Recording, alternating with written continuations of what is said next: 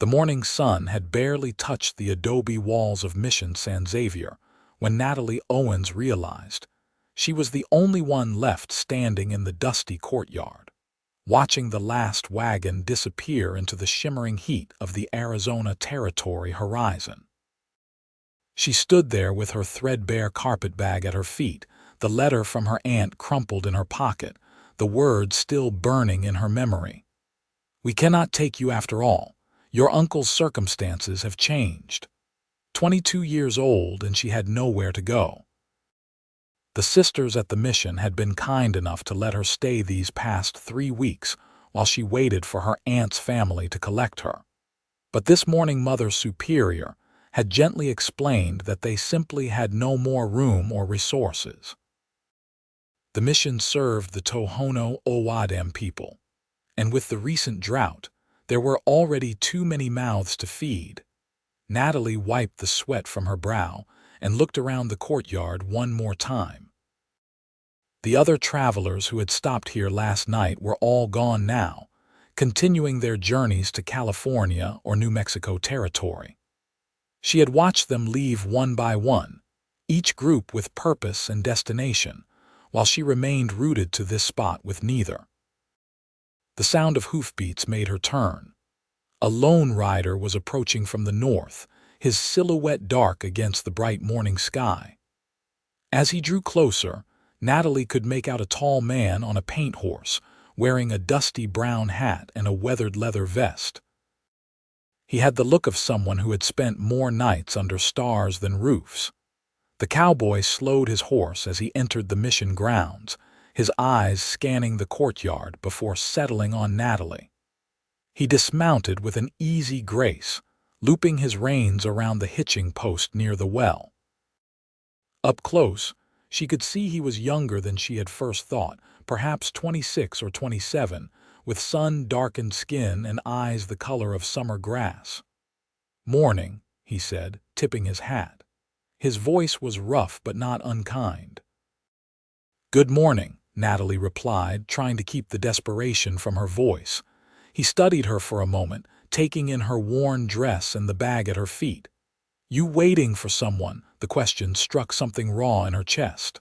"I was. They are not coming." The cowboy nodded slowly, as if he understood more than she had said. He walked to the well and drew up a bucket of water, drinking deeply before offering the ladle to her. Natalie accepted it gratefully, suddenly aware of how parched she was. "Name is Jacob Daniels," he said. "I am headed to Westcliff, Colorado. Got a ranch up there that needs tending." "Colorado," Natalie repeated. She had never been that far north. "Is it very different from here?" "Green," Jacob said. "Mountains. Gets cold in winter, but it is beautiful country." He paused, studying her face. "You got people anywhere?" The directness of the question should have offended her, but instead she found herself answering honestly. "No. My parents died of fever 2 years ago in Santa Fe. I have been working as a seamstress where I could, moving from town to town. My aunt was supposed to take me in, but—" She gestured at the empty courtyard. Her circumstances changed.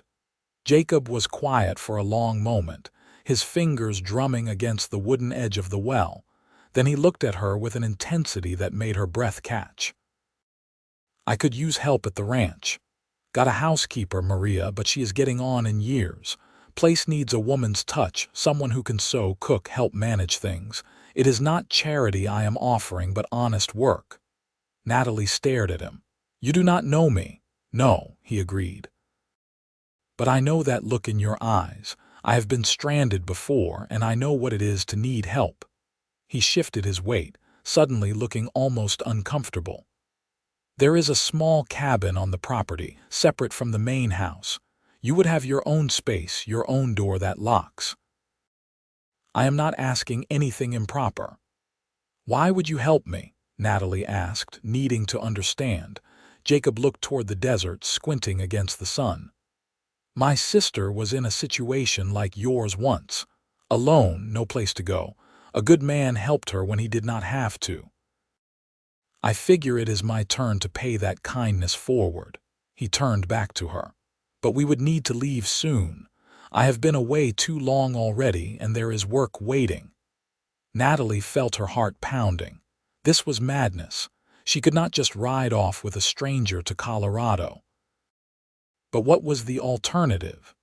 Stay here until the sisters ran out of patience. Try to make her way to Tucson with no money and no prospects. At least Jacob Daniels looked her in the eye when he spoke. At least he was offering honest work, not asking her to compromise herself.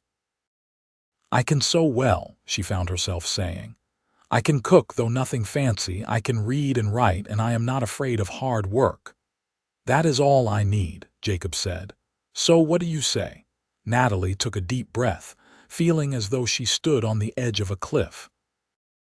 Then she bent down and picked up her carpet bag. I suppose I am coming with you today. Something that might have been relief crossed Jacob's face. Good. I need to water my horse and get some supplies from the mission if they can spare any. Can you be ready to leave within the hour? I am ready now, Natalie said, and realized it was true. She had no goodbyes to make, no ties to sever. Her whole life fit in the bag she carried. Jacob nodded. I will see about getting you a horse. You can ride, I hope. Well enough, Natalie said. In truth, she had only ridden a handful of times, but she would manage. She had always managed. While Jacob went to speak with the sisters, Natalie sat on the low wall surrounding the well and tried to comprehend what she had just agreed to. She was going to Colorado with a man she had met 10 minutes ago. The impropriety of it should have mortified her, but instead she felt a strange sense of calm, as if some invisible hand was guiding her toward this moment. Jacob returned with a gray mare and a bundle of provisions. Sisters sent along some dried meat and bread. They said to tell you that you are in their prayers. That is kind of them, Natalie said softly.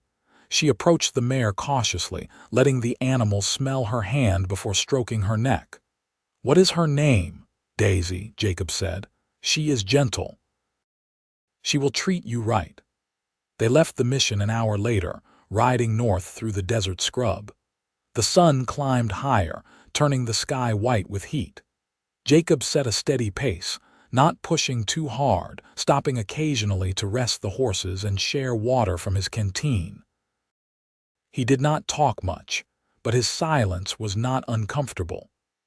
It was the silence of a man used to his own company, not the silence of someone with dark secrets. As they rode, Natalie found herself studying him when she thought he was not looking. He sat his horse like he was born to it, moving with the animal's rhythm as naturally as breathing. His hands on the reins were steady and sure, the hands of someone who knew how to work, how to build things. There was a scar along his jaw, pale against his tanned skin, and she wondered what story it held. How far is Westcliff? She asked as the afternoon began to cool. From here, about 3 weeks if the weather holds and we do not run into trouble, Jacob said. We will head up through New Mexico territory, then into Colorado. I know the trail well enough. 3 weeks, Natalie repeated. It seemed both forever and no time at all. We will stop in towns where we can, get proper rooms at boarding houses, Jacob said, as if sensing her concern. I meant what I said about keeping things proper. I believe you, Natalie said, and found that she did. There was something fundamentally decent about Jacob Daniels, something that made her feel safer than she had in a long time. They made camp that night near a small creek, the water singing over smooth stones. Jacob built a fire and made coffee that was strong enough to strip paint, while Natalie unpacked the provisions from the mission. They ate in silence, the desert night settling around them like a blanket, stars emerging one by one in the darkening sky. Tell me about your ranch, Natalie said finally, wanting to know what she was riding toward. Jacob poked at the fire with a stick, sending sparks spiraling upward. It is not much yet, but it is mine. Got about 300 acres in the wet mountain valley, good grazing land, good water. I run cattle mostly, some horses. The house is small but solid. Built it myself 3 years ago. You have been there alone all that time. Maria lives there, like I said. And I have ranch hands who come and go. But yes, it is mostly just me. He paused. I like the quiet, the space. Not much call for talking when it is just you and the cattle. It sounds lonely, Natalie said softly. Jacob glanced at her, his green eyes catching the firelight. Sometimes it is. But I would rather be lonely than stuck somewhere I do not want to be, living a life that does not fit. What kind of life were you living before? The kind my father wanted for me, Jacob said. Back in Kansas, he had a mercantile. Wanted me to take it over, spend my days behind a counter measuring flour and selling nails. I tried for a year after I came back from the war, but I felt like I was suffocating. So I took my savings, headed west, and never looked back. You fought in the war? Natalie asked, though she should have guessed. He would have been the right age. For the Union, Jacob said. Got this scar at Antietam. He touched his jaw. Got a lot more than that in my head, but those do not show. Natalie understood. Her father had fought too for the Union, and he had come back different, quieter, haunted by things he could never speak about. My father was at Gettysburg, she said. Then you know, Jacob said simply, and she did. They sat in silence after that, listening to the fire crackle and the creek whisper. When Jacob finally stood to check on the horses, Natalie spread her bedroll on the opposite side of the fire, a proper distance away. She lay down and looked up at the stars, so many more visible here than they had been in Santa Fe or at the Mission. She thought about the strange turn her life had taken today, how a chance meeting with a cowboy had changed everything. Sleep came slowly, but when it did, it was deeper and more peaceful than it had been in weeks. They fell into a rhythm over the next days. Wake before dawn, break camp, ride until the heat became unbearable, rest through the worst of the afternoon, then ride again until evening. Jacob proved to be good company despite his quiet nature. He knew the land intimately, pointing out plants that could be eaten and those that should be avoided, showing her how to read the sky for coming weather, teaching her the names of the birds that called from the scrub. In turn, Natalie found herself talking more than she had in months, telling him about her childhood in Santa Fe, about her mother's garden and her father's bookshop, about the fever that had taken them both within a week of each other. Jacob listened without interruption, without the platitudes people usually offered. He simply listened, and somehow that was enough. They reached Santa Fe on their 5th day out. Jacob insisted on getting her a room at a proper boarding house while he stayed at a cheaper establishment near the livery stable. Natalie protested, but he was firm. You are working for me now, he said. That means I provide for your needs, and right now you need a decent bed and a bath. The boarding house was run by a kind woman named Mrs. Chen, who showed Natalie to a small but clean room with a real bed and a washstand. There was even a tub in the room down the hall where hot water could be brought up. It was the height of luxury after days on the trail. That evening, Jacob took her to dinner at a restaurant on the plaza. It felt strange to sit across from him at a proper table, to see him with his hat off and his hair combed, wearing a clean shirt. He looked younger somehow, less weathered, and Natalie felt her heart do something complicated when he smiled at her over the menu. Order what you like, he said. It has been nothing but trail food for days. You deserve a good meal. They talked more easily now, the days of travel having worn away the initial awkwardness between strangers. Jacob told her about his plans for the ranch, how he wanted to expand the herd, maybe start breeding horses as well as cattle. His face came alive when he talked about it, his hands moving to illustrate his points, and Natalie found herself caught up in his enthusiasm. You really love it, don't you? She said. The ranch, the land, all of it. "It is the first thing that ever felt like it was truly mine," Jacob said. "Not my father's, not the army's. Mine. I built it from nothing, and every fence post, every stone in the house foundation I put there with my own hands." He looked almost embarrassed by his passion. "Probably sounds foolish." "No," Natalie said firmly. "It sounds like you found where you belong." "That is not foolish. That is wonderful." Something shifted between them in that moment, something subtle but profound.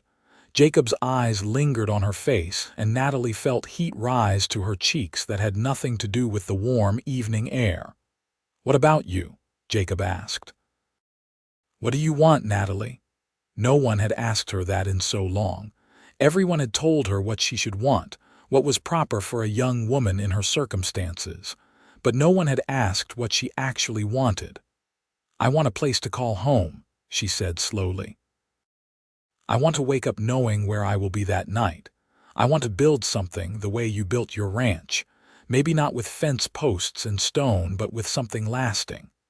She paused.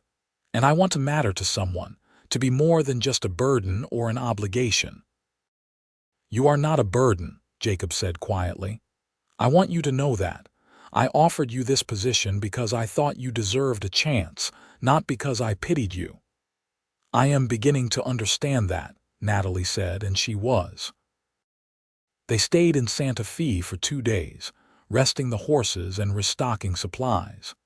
Jacob bought Natalie a proper riding skirt and a better hat, over her protests that it was too much. He also bought a rifle, which he taught her to shoot at a makeshift range outside of town.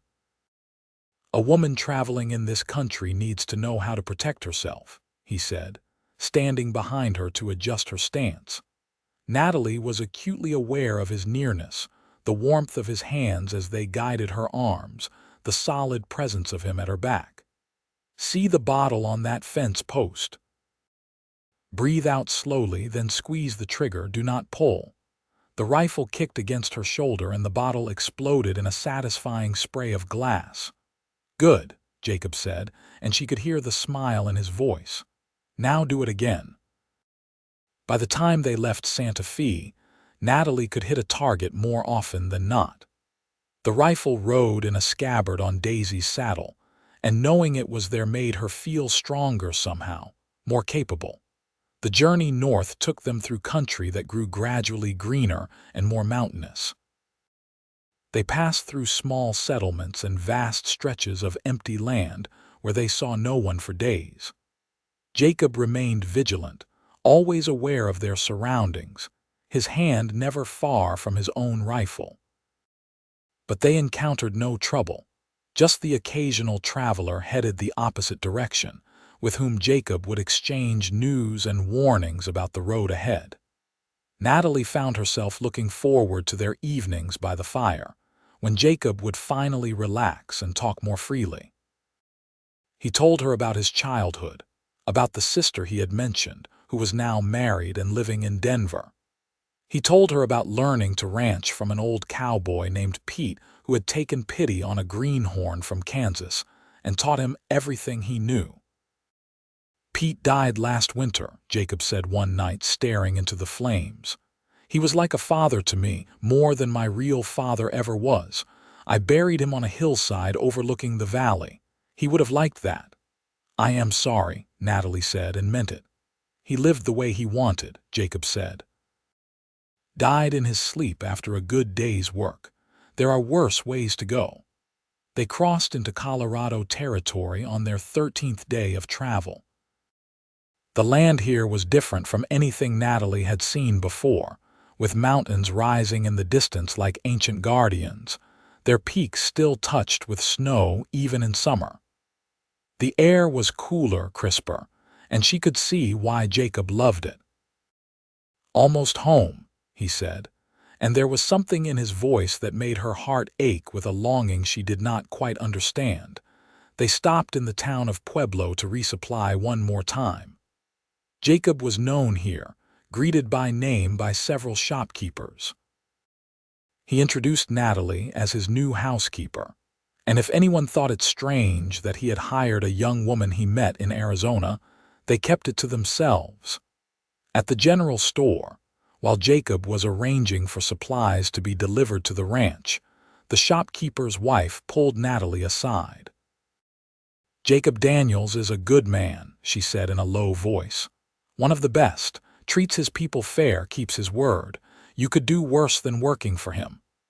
"I have gathered that," Natalie said, unsure why the woman felt the need to tell her this.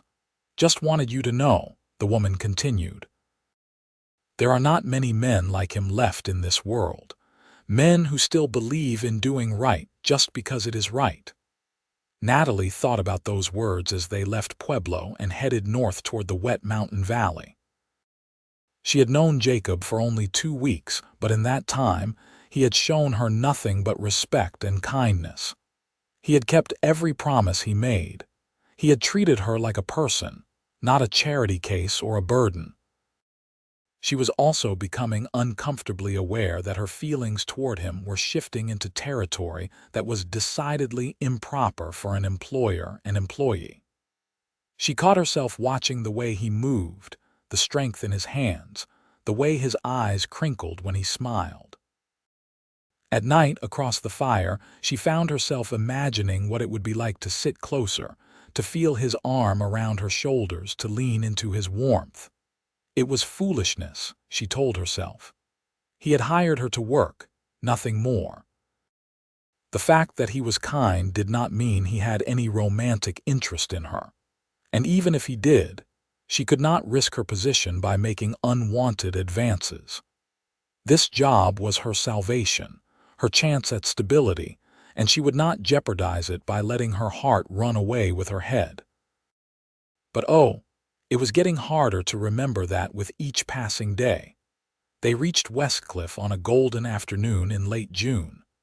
The town was small but prosperous-looking, with a main street lined with neat buildings and the mountains rising dramatically to the west. Jacob waved to several people as they rode through, and Natalie felt the eyes of the curious on her, wondering who this woman was and what she was doing with Jacob Daniels. The ranch lay another 5 miles west of town, up a winding road that climbed into the foothills. When they crested a final rise and Jacob said, "There it is," Natalie caught her breath. The valley spread before them, green and beautiful, with a creek cutting through its center like a silver ribbon. The ranch house sat near the creek, a sturdy log structure with a covered porch and glass windows that caught the afternoon sun. There was a barn, a corral, and several smaller outbuildings.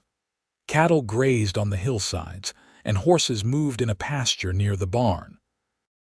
"It is beautiful," Natalie said, and meant it with all her heart. "It is home," Jacob said simply, and she heard the pride in his voice, the love for this place he had built with his own hands. As they rode down toward the house, a woman emerged onto the porch, shading her eyes against the sun. She was older, perhaps 60, with silver hair and a sturdy build. "Maria," Jacob called, and the woman's face split into a smile. "About time you got back," Maria said as they dismounted. "I was starting to think you had gotten yourself killed." Then her eyes landed on Natalie and her eyebrows rose. "And who is this?" "This is Natalie Owens," Jacob said. "She is the new housekeeper I told you I would try to find. Natalie, this is Maria Torres. She has been keeping this place running since I started building it." Maria looked Natalie up and down with sharp but not unkind eyes. "You know how to work, girl." "Yes, madam," Natalie said. "I am a hard worker, I promise." "We will see," Maria said, but she was smiling. "Come on, let me show you around before this one works you to death." "Jacob, see to those horses and then get yourself cleaned up. You look like something the cat dragged in." Jacob grinned. "Yes, madam." He caught Natalie's eye and gave her an encouraging nod before leading the horses toward the barn. Maria ushered Natalie into the house, which was even nicer inside than out. The main room had a stone fireplace, comfortable furniture, and bookshelves lining one wall. The kitchen was well equipped, and there were 2 bedrooms off the main room, one clearly Maria's and one that must be Jacob's. "Your cabin is out back," Maria said, leading her out the rear door. "It is small but private. Jacob built it last year thinking he might hire more help. There is a bed, a stove, a table. Water comes from the pump by the barn, or you can get it from the house if that is easier." The cabin was indeed small, just one room really, but it was clean and sturdy with a window that looked toward the mountains. To Natalie, who had been sleeping on the ground for weeks, it looked like a palace. "It is perfect," she said. "Good," Maria said. "Now, let us talk about what needs doing around here. I'm getting too old to manage everything myself, and that stubborn man works himself half to death trying to keep up. We need help with cooking, laundry, mending, keeping the house clean. Can you handle that?" "I can," Natalie said firmly. "Then we will get along just fine," Maria said. "Come on, I will make some coffee and you can tell me how you ended up riding from Arizona with Jacob Daniels." Over coffee at the kitchen table, Natalie told Maria an abbreviated version of her story. The older woman listened without interrupting, her dark eyes shrewd and assessing. "That boy has a good heart," Maria said when Natalie finished. "Too good sometimes. He sees someone in need and he cannot help himself." She paused. "But I do not think he would have brought you all this way just out of kindness. He must have seen something in you, some quality he liked." Natalie felt her cheeks warm. "He needed help and I needed work. It was a practical arrangement." "If you say so," Maria said, but her tone suggested she thought otherwise. Over the next weeks, Natalie settled into life at the ranch. The work was hard but satisfying. She rose early to help Maria prepare breakfast, then spent her days doing laundry, mending clothes, helping with the garden Maria kept near the house, and learning to manage the household accounts. Jacob had been right when he said the place needed a woman's touch. There were curtains to be sewn, clothes to be patched, 100 small tasks that made a house into a home. Jacob worked from sunup to sundown, rarely stopping except for meals. He had 2 ranch hands, Tom and Charlie, who lived in a small bunkhouse near the barn. They were decent men, respectful to Natalie and Maria, and they clearly thought highly of Jacob. "Best boss I ever had," Tom told Natalie one day when she brought lunch out to where they were mending fence. "Fair wages, square meals, and he works right alongside us." No sitting on the porch giving orders for Jacob Daniels. Natalie could see that was true. Jacob was always in motion, herding cattle, breaking horses, repairing buildings, doing the 1,000 tasks that running a ranch required. He came in each evening covered in dust and exhausted, but there was a contentment in his face that spoke of meaningful work well done. She found herself looking for excuses to be near him. She would bring water out to wherever he was working, or linger over dinner to discuss what needed to be bought in town, or sit on the porch in the evening when he would sometimes join her to watch the sun set behind the mountains. They talked about everything and nothing, growing comfortable with each other in a way that felt both natural and dangerous. Natalie was acutely aware that she was falling in love with him, had probably been falling since that first morning at the mission when he looked at her with understanding in his eyes, but she did not know how he felt. He was kind to her, certainly. He seemed to enjoy her company. But he was kind to everyone, and he had made it clear from the beginning that their relationship was one of employer and employee. She would not presume more than that, no matter how much her heart wished otherwise. Maria, however, had no such reservations about commenting. "That man looks at you like you hung the moon," she said one morning while they were kneading bread. "He does not," Natalie protested. "He does," Maria insisted. "I have known Jacob for 3 years, and I have never seen him look at a woman the way he looks at you." "The question is, what are you going to do about it?" "Nothing," Natalie said firmly. He is my employer, it would be inappropriate. Inappropriate, Maria snorted. Girl, you are both young and free. You clearly care about each other. What is inappropriate about that? He has never indicated that his feelings are anything other than friendly, Natalie said. I will not make a fool of myself by assuming otherwise. Men, Maria said, shaking her head, they can be the densest creatures God ever made. Sometimes they need a little push. But Natalie was not brave enough to push. Instead, she poured her feelings into her work, making the ranch house shine, sewing new curtains for the windows, planting flowers near the porch. She wanted to make this place beautiful for Jacob, even if she could never tell him why it mattered so much. Summer deepened into its full glory. The valley was lush and green, the cattle fat and healthy. Jacob sold a dozen head in town for a good price and came back with supplies and a new dress for Natalie. For all your hard work, he said. The dress was simple but lovely, a deep blue that matched her eyes. Natalie held it up against herself, touched beyond words. You did not have to do this, she said. I wanted to, Jacob replied.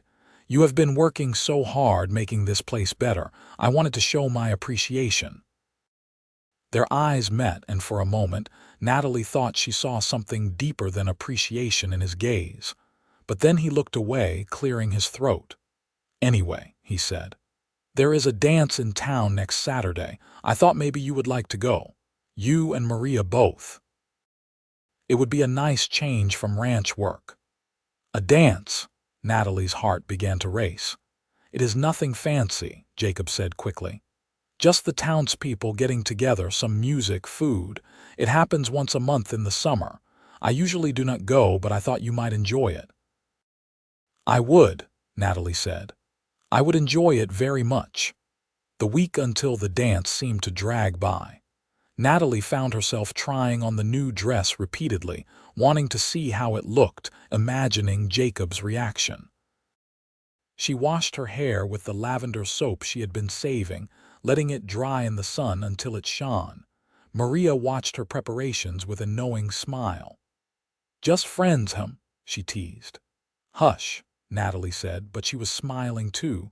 Saturday arrived bright and clear. They rode into Westcliff in the early evening, Natalie in her new blue dress, Jacob in a clean shirt and string tie that made him look almost unbearably handsome. Maria sat between them on the wagon seat, chattering about who would be there and what gossip she expected to hear. The dance was held in a large barn at the edge of town that had been swept clean and decorated with lanterns. There was a small band, fiddle and guitar, and someone on a mouth harp, playing lively tunes that made people's feet want to move. Tables laden with food lined one wall, and people of all ages filled the space, talking and laughing. Jacob was greeted warmly by everyone they met. It was clear he was respected in the community, liked for his honest dealing and good character. Several women gave Natalie curious looks, clearly wondering who she was and what her relationship to Jacob might be. This is Natalie Owens, my housekeeper, Jacob said each time, and while it was the truth, Natalie felt a small pang each time he said it. Just the housekeeper. Nothing more. They found seats near the refreshments, and Maria was immediately drawn into conversation with a group of older women. Jacob got them cups of punch, and they stood awkwardly for a moment, watching the dancers swirl past. I am not much of a dancer, Jacob admitted. Never had much call to learn. I am not very good either, Natalie said, but I would like to try if you would. Something flickered in Jacob's eyes. I would like that too. He led her onto the floor as the band struck up a waltz. Jacob's hand was warm at her waist, his other hand clasping hers. They moved together tentatively at first, finding the rhythm, learning each other's steps. Jacob was not graceful exactly, but he was solid and sure, and Natalie found herself trusting him to lead. You are better than you claimed, she said, looking up at him. So are you, he replied, and his voice was soft, almost tender. They danced through that song and into the next, and Natalie felt like she was floating. This close to him, she could smell the soap he had used, could see the flecks of gold in his green eyes, could feel the strength of his arms around her. She wanted this moment to last forever. When the music finally ended, Jacob stepped back reluctantly. "Should we get some air?" he asked, and his voice sounded strange, a little strained. They walked out of the barn into the cool evening. The sun was setting, painting the sky in shades of orange and pink.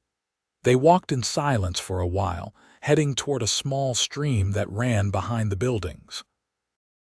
"Natalie," Jacob said finally, stopping by the water's edge, "I need to tell you something." Her heart began to pound. "What is it?" He turned to face her, and in the dying light she could see conflict written across his face.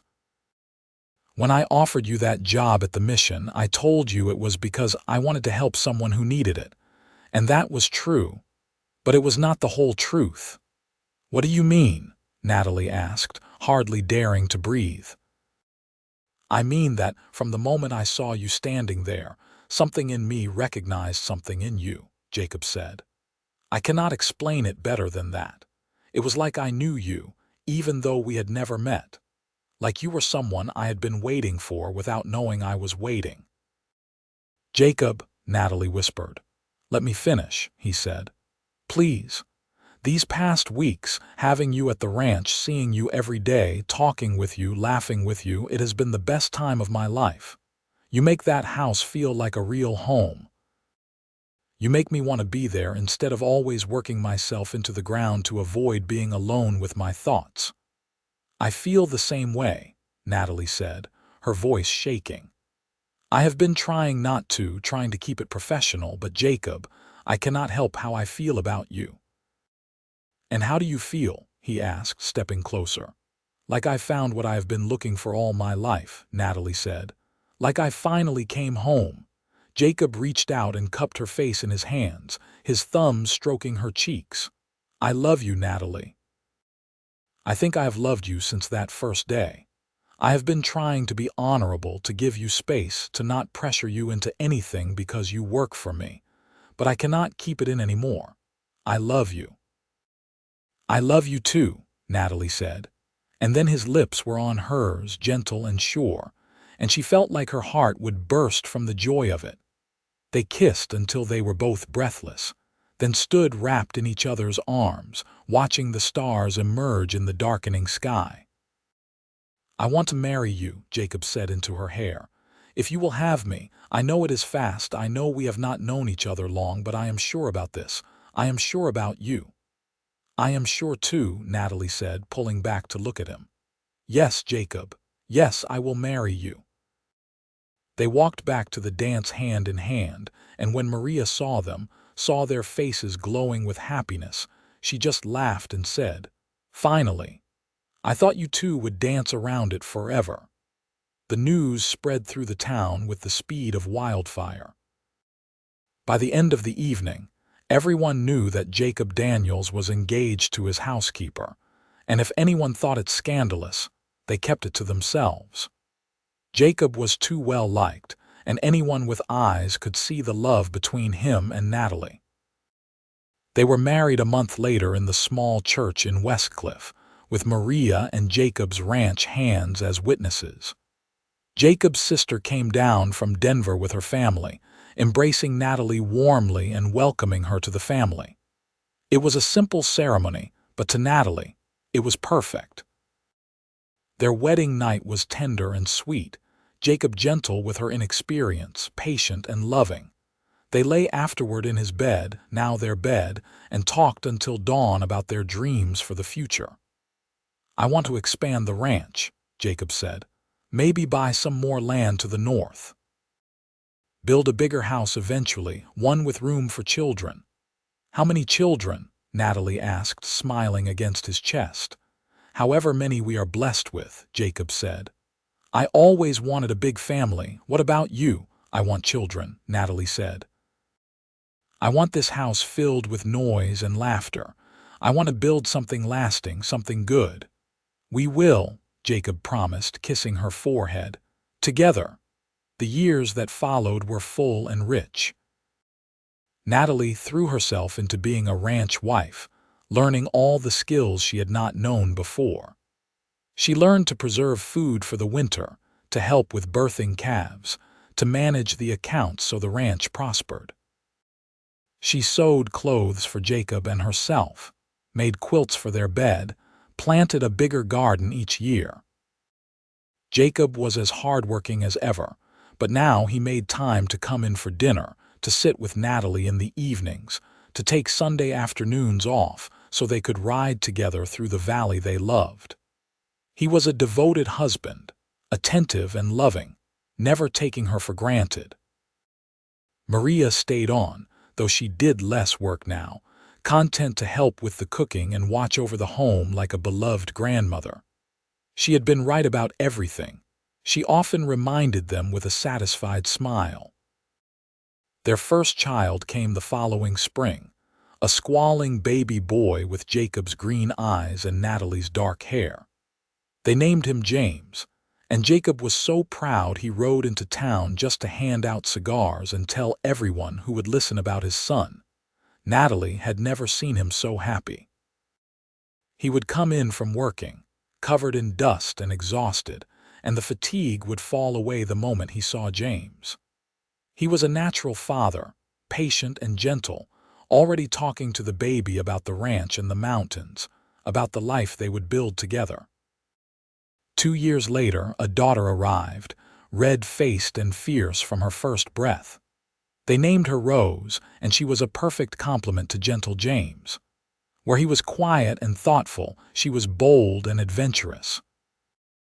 Jacob loved them both with a fierce protectiveness that sometimes made Natalie's heart ache with the beauty of it. The ranch prospered. Jacob bought the land to the north as he had wanted, expanding their holdings. He hired more hands, built new outbuildings, improved the herd. His reputation spread, and people came from far away to buy his cattle and horses. But success never changed him. He remained the same honest, hardworking man who had offered a stranded woman a chance at the mission 5 years earlier. He treated his workers fairly, helped his neighbors when they needed it, and donated generously to the church and school in Westcliff. Natalie bloomed in her role as wife and mother. She had found what she was looking for that day in the mission courtyard. She had purpose, she had love, she had a home that could never be taken from her. The girl who had stood alone, watching wagons disappear into the desert, seemed like someone from another life. Sometimes, on quiet evenings when the children were asleep, and she and Jacob sat together on the porch, she would marvel at how a single moment of courage had changed everything. If she had not agreed to go with him that day, if she had let fear keep her at the mission, none of this would exist. "What are you thinking about?" Jacob would ask, always able to read the shift in her mood. "About how lucky I am," she would reply. "About how one decision changed my entire life." "It changed mine too," Jacob would say, pulling her close. "I did not know I was lonely until I met you. I did not know what I was missing until you were there." As the years passed, their family grew. Another boy arrived, then another girl, until the house was indeed filled with the noise and laughter Natalie had dreamed of. They built a bigger house as Jacob had promised, a sprawling ranch house with room for everyone and guests besides. Maria lived to see all the children born, holding each new baby with joy in her eyes. She passed peacefully one winter night when James was 10, and they buried her on the hillside where Jacob had buried Pete, overlooking the valley she had loved. Jacob's sister visited often with her own growing family, and the cousins became close friends despite the distance. The ranch became known as a place of warmth and hospitality, where travelers were always welcome and no one in need was turned away. Natalie never forgot what it was like to be desperate and alone. She made sure the ranch always had room for those who needed help, whether it was a widow who needed work or a drifter who needed a meal. Jacob supported her fully in this, the same instinct that had made him stop at the mission all those years ago still strong in him. "We have been blessed," he would say. "It is only right to share those blessings." The children grew strong and healthy, learning to ride almost before they could walk, helping with ranch work as soon as they were able. James inherited his father's quiet competence and love of the land. Rose was a force of nature, able to rope a calf as well as any of the ranch hands by the time she was 12. The younger children each found their own paths, some drawn to ranching, others to different dreams, but they all knew they were loved. They all knew the story of how their parents met, how a traveling cowboy had seen a woman in need and offered her a chance. It was a family legend, told and retold, the foundation myth of the life they all shared. When James turned 18, tall and strong and looking more like his father every day, Jacob gave him a section of land on the north end of the ranch to manage as his own. "It is time to start building your own legacy," he told his son. "I will be here to advise, but this is yours to succeed or fail with." James did not fail. He had learned well from his father, and under his management, that section of the ranch flourished. Rose, at 16, announced she wanted to be a teacher. Natalie, remembering her own education and how it had served her, supported this fully. They arranged for Rose to attend a teaching college in Denver, living with her aunt's family during the terms. The day they took Rose to Denver, Natalie felt her heart breaking a little. Her fierce, beautiful daughter was growing up, stepping out into the world to make her own way. "She will be fine," Jacob assured her on the ride home. "She has your strength and determination. Nothing will stop her from achieving what she sets out to do." "I know," Natalie said. "But I will miss her terribly." "So will I," Jacob admitted. "But this is what we worked for, is it not? To give them chances, opportunities, the freedom to choose their own paths." "You are right," Natalie said, leaning against his shoulder. "It is just hard to let go." "It is," Jacob agreed. "But we still have each other. We will always have each other." And they did. As their children grew and began their own lives, Jacob and Natalie found themselves returning to the quiet companionship of their early years together. They still worked the ranch, though they had good help and did not need to work as hard. They spent more time together, riding through the valley, talking about everything and nothing, still learning new things about each other even after decades together.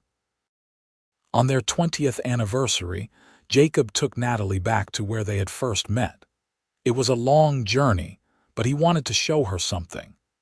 They stood in the courtyard of Mission San Xavier, which looked much the same as it had that long-ago morning.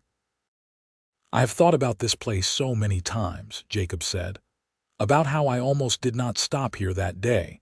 I was in a hurry to get home and I thought about riding past, but something made me stop, some instinct that I needed to be here." "Fate," Natalie said softly. "It was fate." "Maybe," Jacob said. "Or maybe it was God or luck or just the random chance of the universe.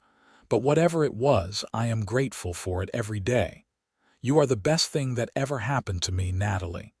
These 20 years with you have been the greatest gift of my life." Natalie felt tears sting her eyes. "I love you," she said. "I loved you then, standing in this courtyard, not knowing what would happen next. And I love you now, knowing exactly where we have been and where we are going." They kissed in the courtyard where they had met.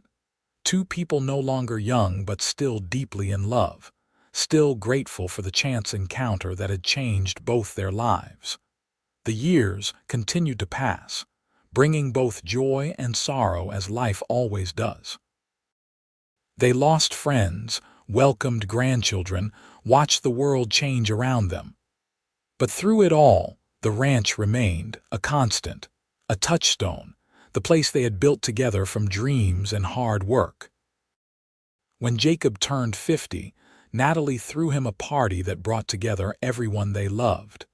His sister came from Denver, now a grandmother herself. All their children came home, some with spouses and children of their own. The ranch hands, past and present, showed up to honor the man they had worked for and respected.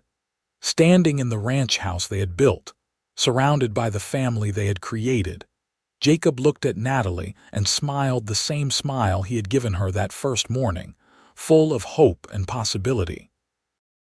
"We did all right," he said quietly, just for her.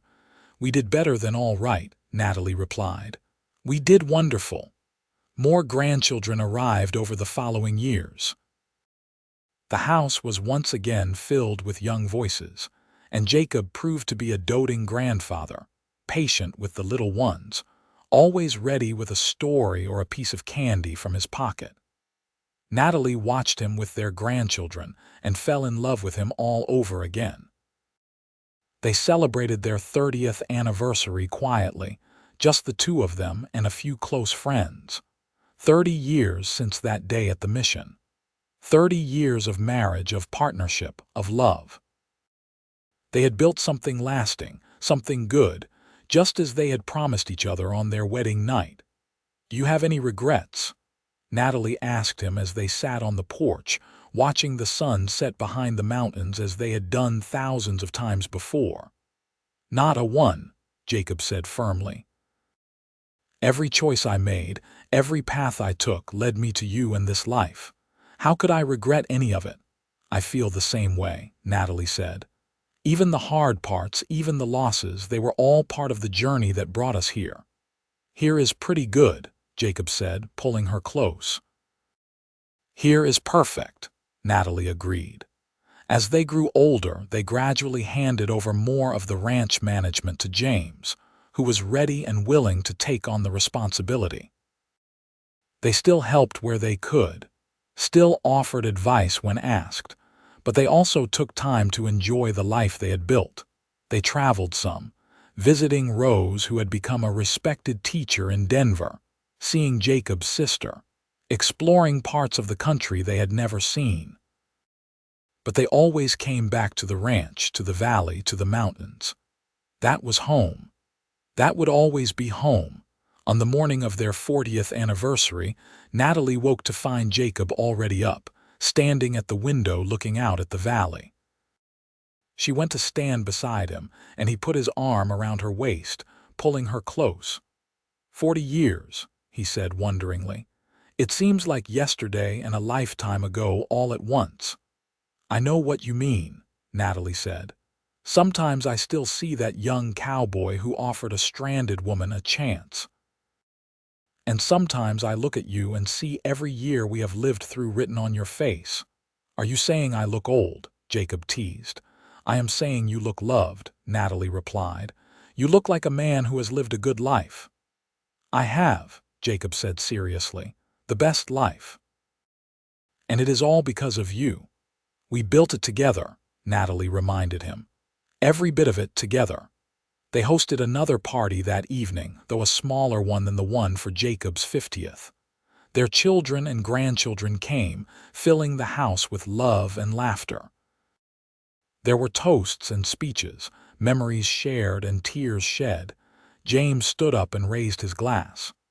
"To my parents," he said, "who taught us all what love looks like, what commitment means, what it is to build something lasting. Everything good in my life I owe to the example you set." Rose, home from Denver for the celebration, added, "You taught us to be kind, to help those in need, to never give up on our dreams. You showed us that with love and hard work, anything is possible." The younger children added their own tributes, and by the end, both Natalie and Jacob were wiping away tears. "We were just trying to do our best," Jacob said when it was his turn to speak. "To be good parents, good neighbors, good stewards of the land we were blessed to have. If we succeeded, it is because we had each other. Your mother made me a better man than I ever would have been alone." "And your father gave me a home when I had none," Natalie added. "He gave me love when I thought I would be alone forever. Everything I am, everything we built, started with his kindness that day at the mission." They danced that night, just as they had at that first dance in Westcliff 40 years ago. They were slower now, their steps not as sure, but the love between them was stronger than ever. The years continued their steady march. Jacob's hair went fully white and his back bothered him on cold mornings. Natalie's hands grew stiff with arthritis, making sewing difficult, but they were still there for each other, still partners in all things. They celebrated the birth of great-grandchildren, an experience that left them both marveling at the passage of time. Jacob held his first great-grandson, a tiny thing named Jacob Jr., and Natalie saw tears in his eyes. "We built a dynasty," he whispered to her later.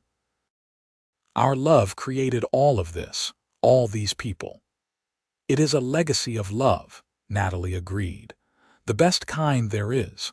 They were in their 70s when James came to them with news that developers wanted to buy part of the ranch land for a new town. The offer was substantial, enough that they would never want for anything. Jacob and Natalie discussed it at length. The money would be nice, would make life easier. But this land was their heart, the place where they had built their dreams. "What do you think?" Jacob asked. "It is your decision as much as mine." "I think that some things are worth more than money," Natalie said. "This land has been good to us. It has sustained us and our family.